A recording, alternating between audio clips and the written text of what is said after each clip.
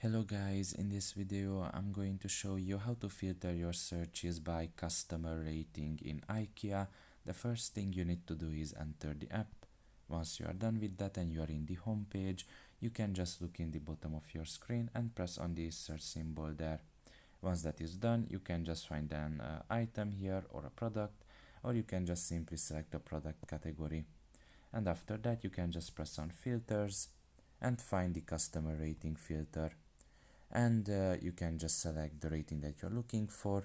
Now of course more than likely you are going to look for a 4-star and up, so you can just select those filters and press on view, and now you can just find all of those items with good customer review. So that's pretty much it really. I hope this video was helpful to you. Thank you for listening and see you next time. Bye bye.